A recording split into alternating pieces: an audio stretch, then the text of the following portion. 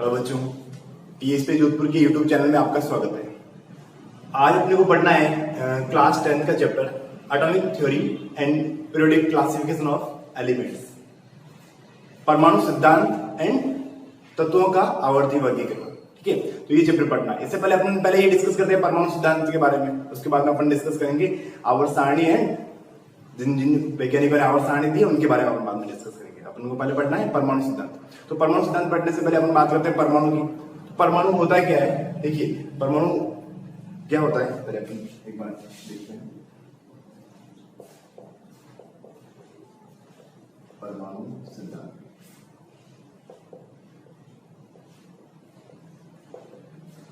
देखिए ये जो परमाणु जो है ये अपन ये बात कर सकते हैं कि ब्रह्मांड के अंदर जितनी भी चीजें हैं, ब्रह्मांड के अंदर जितनी भी वस्तुएं हैं वो सब कुछ किससे मिलकर क्या है, पदार्थ की फॉर्म में। सब कुछ किस फॉर्म में, पदार्थ की फॉर्म में।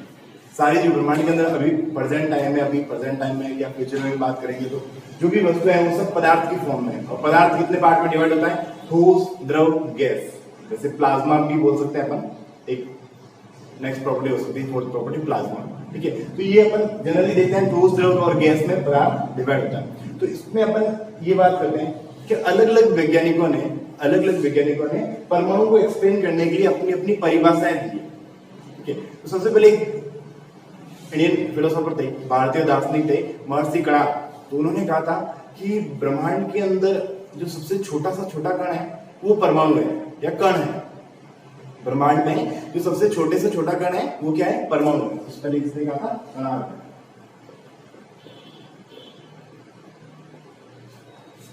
कणाद हो जाता है ब्रह्मांड का सबसे छोटा से छोटा कण परमाणु, ये महर्षि कणाद ने बताया था। उसके बाद में एक और फिलोसोफर थे, पकुदा काबयान।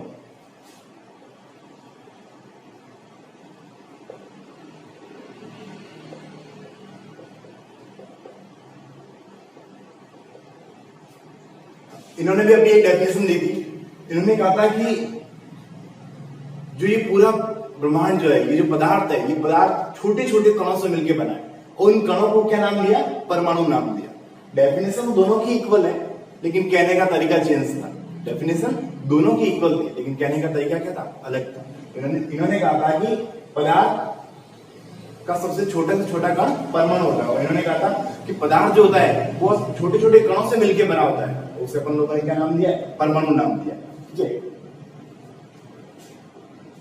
नेक्स्ट उसके बाद एक ग्रीक फिलोसोफर आते हैं, Greek philosopher Leucippus and Democritus. Greek philosopher कौन थे, ल्यूसिफर एंड डेमोक्रिटस। ये दो फिलोसोफर आते हैं। इन्होंने कहा था कि पदार्थ का वह कण जो अविभाज्य रहता है, जिसको अपन और अधिक भागों में डिफरेंशिएट नहीं कर सकते, और अधिक भागों में अपन बांट नहीं सकते, वो क्या कहलाएगा, परमाणु कहलाएगा। ठीक है, तो ये अलग अलग लोगों ने अलग अलग अपनी डेफिनेशंस दी। इनके बाद में आए थे अपने जॉन डॉल्टन। कौन आए थे, जॉन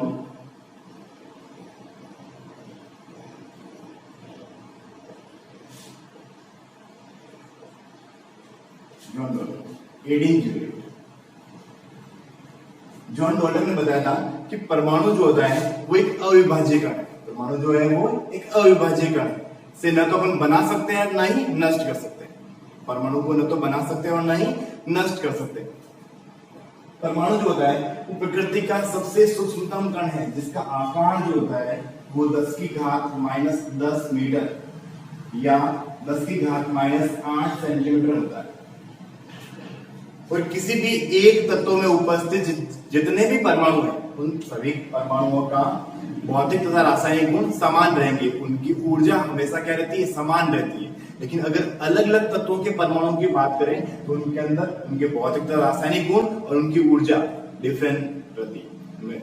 ऊर्जा और भौतिक गुण क्या रहेंगे, उसके असमान रहेंगे। लेकिन अगर एक ही तत्व के परमाणु की बात करें तो उसमें क्या होती है, हमेशा समान रहती है। जो परमाणु जो होते हैं ये आपस में क्रिया करके अणुओं का निर्माण करते हैं।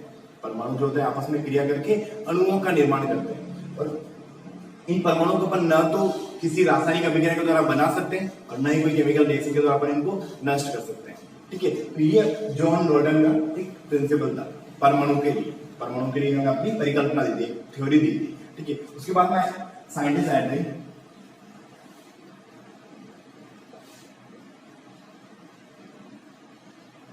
जे जे थॉमसन 1898 के अंदर इन्होंने अपना प्रिंसिपल दिया था। जे जे थॉमसन ने परमाणु एटम को एक्सप्लेन करने के लिए एक प्रिंसिपल दिया था, इसका दूसरा नाम है plum pudding model. Plum pudding model, plum pudding model दिया था जे जे थॉमसन ने। और जे जे थॉमसन का प्लम पुडिंग मॉडल क्या कहता था कि जैसे एक परमाणु, ये परमाणु है, उन्होंने कहा था कि परमाणु के अंदर जो प्रोटॉन और इलेक्ट्रॉन रहते हैं, तो इलेक्ट्रॉन ऐसे बिखरे हुए रहते हैं, इलेक्ट्रॉन ऐसे बिखरे हुए रहते हैं, और जो बाकी वाला जो ये पार्ट है,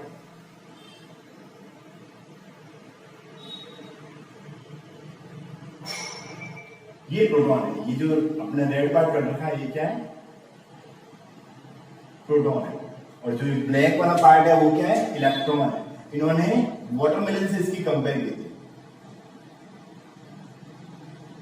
जैसे वाटरमेलन के अंदर जो रेड रेड पार्ट होता है वो तो क्या नाम दिया इन्होंने? प्रोटॉन नाम दिया। और जो ये सारे सीड्स है वो क्या है? इलेक्ट्रॉन है। तो ये किसका प्रिंसिपल था? जे जे थॉमसन का। प्लम पुडिंग अपनी स्वीट बोल सकते हैं। इस स्वीट में क्या होता है, जैसे कि मान लो केक के ऊपर ड्राई फ्रूट्स बिछा रखे अपन, तो केक वाला पार्ट क्या हो गया? प्रोटॉन हो गया, और ड्राई फ्रूट्स क्या हो गए? उसके इलेक्ट्रॉन हो गए। तो ये किसका प्रिंसिपल था? ऐसा जे जे थॉमसन का प्रिंसिपल था। लेकिन फिर भी जे जे थॉमसन का प्रिंसिपल एटम को प्रॉपर्ली एक्सप्लेन नहीं कर पाया था। जे जे थॉमसन का प्रिंसिपल एटम को प्रॉपर्ली एक्सप्लेन नहीं कर पाया था। तो उसके बाद में अलग एक दूसरे साइंटिस्ट आए थे, Rutherford, Ernest Rutherford.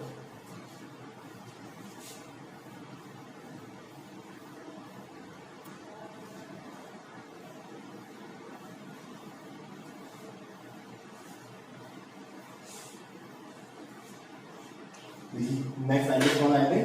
Rutherford.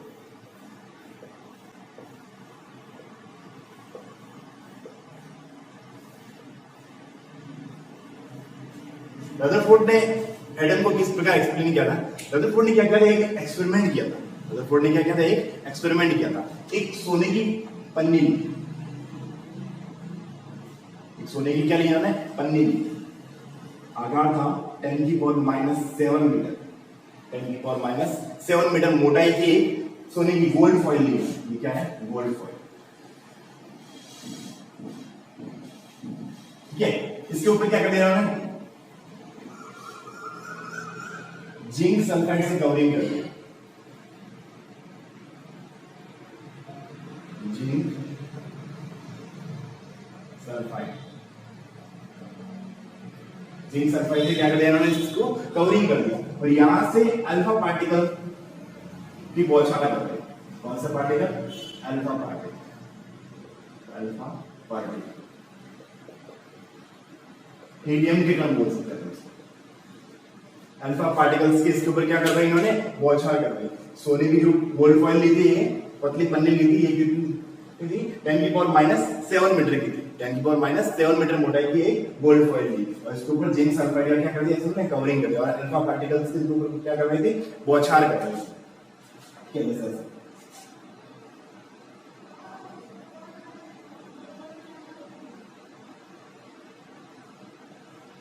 Alpha particle की इस प्रकार से बौछार कर रहे थे।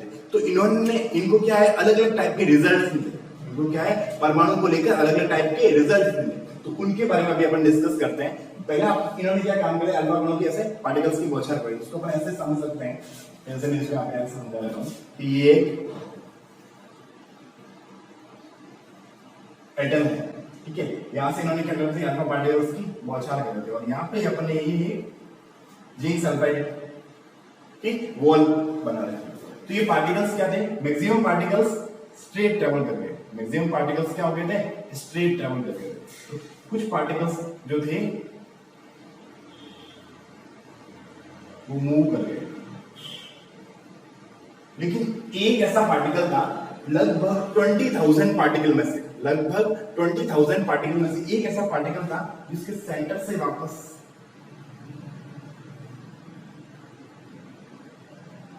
सेंटर से टकरा के क्या हो गया, वापस से डबल स्पीड से वापस आ गया। 20,000 में से एक पार्टिकल ऐसा था जो इसके सेंटर से टकरा के वापस आया। ठीक है, तो रदरफोर्ड को ये लगा था कि ऐसा कुछ पार्ट जो सेंटर पार्ट है उसके अंदर ऐसा कुछ प्रबल फोर्स है जो क्या कर रहा है, उसका अपोज कर रहा है, उस पार्टिकल का क्या कर रहा है, वो अपोज करता है। तो अपन ने ये देखा था कि रदरफोर्ड का ये प्रिंसिपल था, इन्होंने क्या कर दिया था, एक गोल्ड फॉइल ली थी, उसके ऊपर जिंक सल्फाइड से कवरिंग कर दिया था और अल्फा पार्टिकल्स के इसके ऊपर क्या कर रही थी, बौछार कर रही थी। तो इन्होंने क्या देखा था कि अप्रोक्सीमेट 20,000 पार्टिकल्स, अप्रोक्सीमेट 20,000 पार्टिकल में से एक पार्टिकल ऐसा था जो 180 डिग्री पे वापस मुड़ के आ गया। तो इन्होंने अपने आप क्या रिजल्ट निकाले थे, देखिए पहली बार इन्होंने क्या कही थी, 20,000 पार्टिकल्स, लगभग 20,000 पार्टिकल्स की बौछार करी, उसमें एक पार्टिकल वापस आया। तो इनके कंक्लूजन क्या निकले, रिजल्ट्स क्या निकले, इन्होंने कहा था कि जो ये परमाणु जो होता है, एटम जो होता है, मैक्सिमम पार्ट जो होता है वो कैसा होता है, होलो होता है, खोखला होता है। मैक्सिमम पार्ट कैसा होता है, इसका खोखला होता है। और जो ये इलेक्ट्रॉन होते हैं वो कैसे बिखरे हुए रहते हैं, परमाणु के अंदर इलेक्ट्रॉन जो होते हैं वो बिखरे हुए रहते हैं। और जो इसका जो पॉजिटिव चार्ज है, जो ये एटम का एक पॉजिटिव चार्ज है वो कहां रहता है, सेंटर के अंदर रहता है। कंप्लीट जो पॉजिटिव चार्ज है वो कहां रहेगा, इसका सेंटर पार्ट के अंदर रहेगा। ये जो सेंटर पार्ट है यहाँ पे इसका कंप्लीट पॉजिटिव चार्ज रहता है। ठीक है, तो इसने अलग अलग बातें ये कही थी प्रिंसिपल के अकॉर्डिंग। उन्होंने बताया था कि जितना पॉजिटिव चार्ज होता है उतना ही क्या होता है, इसके ऊपर नेगेटिव चार्ज होता है। जितना पॉजिटिव चार्ज होता है उतना ही क्या होता है, नेगेटिव चार्ज होता है। और नेगेटिव चार्ज किसके कारण होता है, इलेक्ट्रॉन्स के कारण होता है। और वो इलेक्ट्रॉन कहां है, जहां से ये डाइवर्ट हुआ वहां पर क्या थे, इलेक्ट्रॉन थे। जहां पर ये रेज जो थी वो डाइवर्ट हो रही है, वहां पर क्या थे, इलेक्ट्रॉन थे। इलेक्ट्रॉन से टकरा के रेज क्या हो रही थी, डाइवर्ट हो रही थी। तो इन्होंने कहा था कि ये जो इलेक्ट्रॉन, जितना प्रोटॉन होता है उतना ही करता है इलेक्ट्रॉन्स होते हैं। तो इसका मतलब जो एटम जो होता है वो न्यूट्रल होता है, उदासीन प्रकृति का होता है। एटम कैसा होता है, न्यूट्रल होता है, उदासीन प्रकृति का होता है। तो ये बातें किसने की थी, रदरफोर्ड ने की थी। लेकिन फिर भी इतना कुछ होने के बाद में भी रदरफोर्ड के मॉडल की क्या थी, कुछ कमियां थी। रदरफोर्ड के मॉडल की क्या थी, कुछ कमियां थी। रदरफोर्ड परमाणु के स्थायित्व की व्याख्या नहीं कर सका, परमाणु की स्टेबिलिटी को नहीं समझा सका। रदरफोर्ड जो था वो परमाणु की स्थायित्व को नहीं समझा सका और इलेक्ट्रॉन की गति, निश्चित गति को भी नहीं समझा सका। ठीक है, और इलेक्ट्रॉन के स्पेक्ट्रम की व्याख्या नहीं कर सका। ठीक है, तो ये क्या थी, रदरफोर्ड की कमियां थी। ठीक है, इसके अलावा रदरफोर्ड के साथ एक और वैज्ञानिक थे, मैक्सवेल। मैक्सवेल ने कहा था कि ये जो परमाणु जो होता है,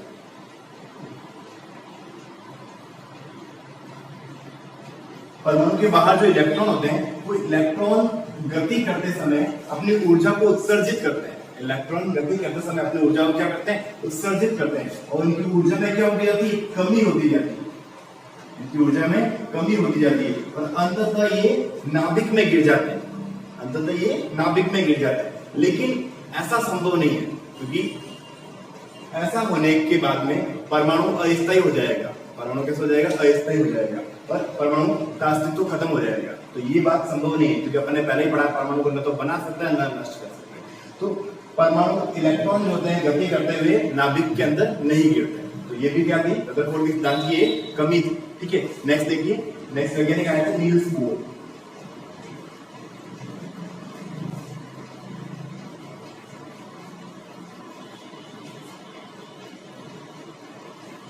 नेक्स्ट साइंटिस्ट है नील्स बोर।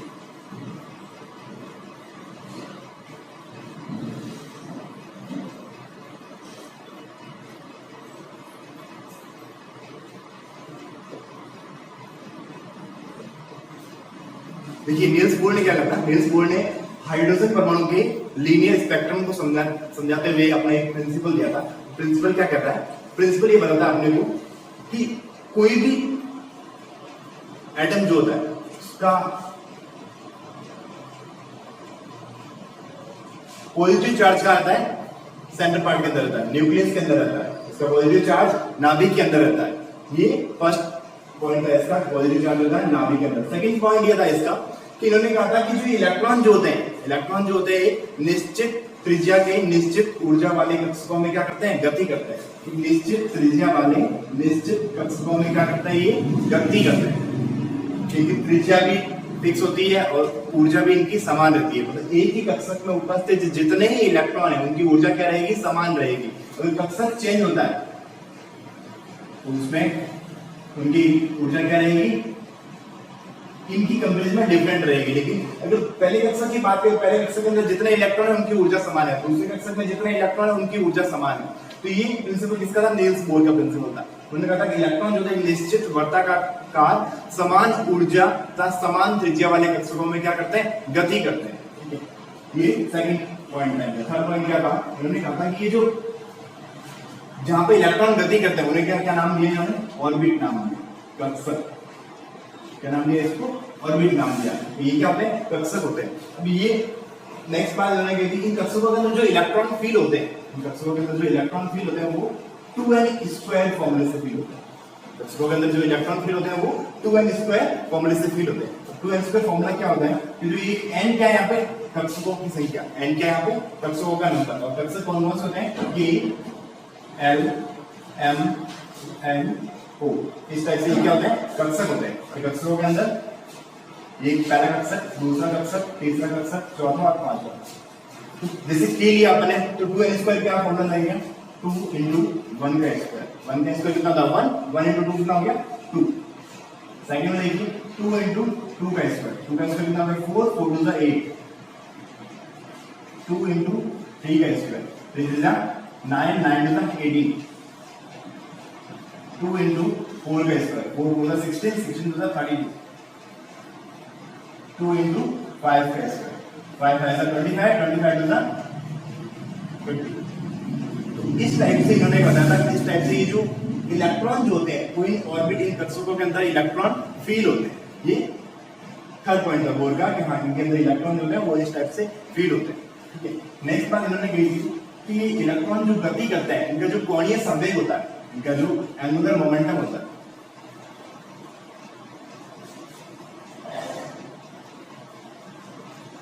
एंगुलर मोमेंटम होता है वो mvr = nh/2π के सरल गुणक में होता है। nh/2π के क्या होता है, सरल गुणक में होता है। अब यहाँ पे m क्या है, m क्या है यहाँ पर, मास ऑफ इलेक्ट्रॉन। v क्या है यहाँ पर, velocity of electron.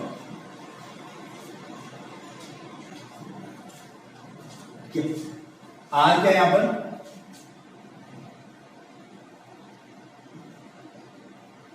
Radius of orbit.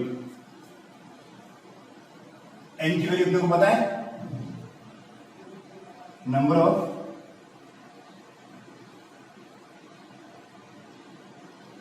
Orbit. H क्या है, प्लांक कांस्टेंट।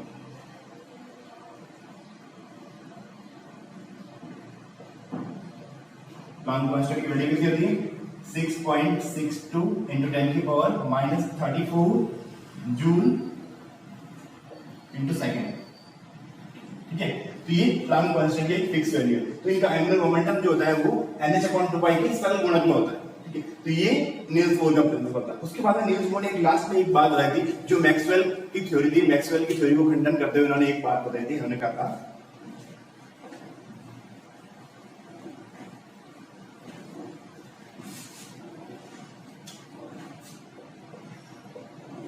जो इलेक्ट्रॉन जो होते हैं कोई निश्चित कक्षा में गति तो करते हैं लेकिन कभी भी नाभिक के अंदर नहीं गिरते, कभी भी नाभिक के अंदर नहीं गिरते हैं। ये क्या करते हैं, ऊर्जा का त्याग करते हैं। अगर ऊर्जा का उत्सर्जन करते हैं तो निम्न कक्षा में चले जाते हैं, ऊर्जा का उत्सर्जन करते हैं तो निम्न कक्षा में चले जाते हैं। और अगर ऊर्जा को ग्रहण करते हैं,